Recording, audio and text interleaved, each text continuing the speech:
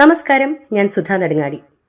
November 1, അതായത് ഇന്നലെ ശനിയാഴ്ച നടന്ന ലാലേട്ടൻ അവതാരകനായ ബിഗ് ബോസ് എന്ന ഷോയിൽ കേരളപ്പിറവി ദിനത്തോടനുബന്ധിച്ച് ലാലേട്ടൻ മത്സരാർത്ഥികളോട് ചില ചോദ്യങ്ങൾ ചോദിക്കുകയുണ്ടായി. അതിലുണ്ടായ ഒരു തെറ്റായ പരാമർശത്തെക്കുറിച്ച് പറയാനാണ് ഞാൻ ഈ വീഡിയോ ചെയ്യുന്നത്.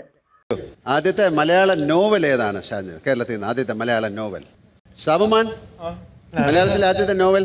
അയ്യോ, ലാലേട്ട അറിയാമെങ്കിൽ ഞാൻ അപ്പോഴേ കൈവക്കിയാനായിരുന്നു. അപ്പൊ അതിന്റെ പേര് ഇന്ദുലേഖ എന്നാണ്. ഇപ്പൊ എല്ലാവർക്കും അറിയാം. ഇരുന്നോളൂ പഠിച്ചതാണല്ലോ. ഈ വീഡിയോയിൽ ലാലേട്ടൻ മത്സരാർത്ഥികളോട് ചോദിക്കുന്നുണ്ട് മലയാളത്തിലെ ആദ്യ നോവൽ ഏതാണെന്ന്. മത്സരാർത്ഥികൾക്ക് ഉത്തരം അറിയാത്തതിനാൽ ഇന്ദുലേഖ എന്ന ഉത്തരം ലാലേട്ടൻ തന്നെ പറയുന്നുണ്ട്. എന്നാൽ മലയാളത്തിലെ ആദ്യ നോവൽ 1887 തലക്കൊടി മഠം അപ്പു നെടുങ്ങാടി രചിക്കപ്പെട്ട കുന്തലതയാണ്.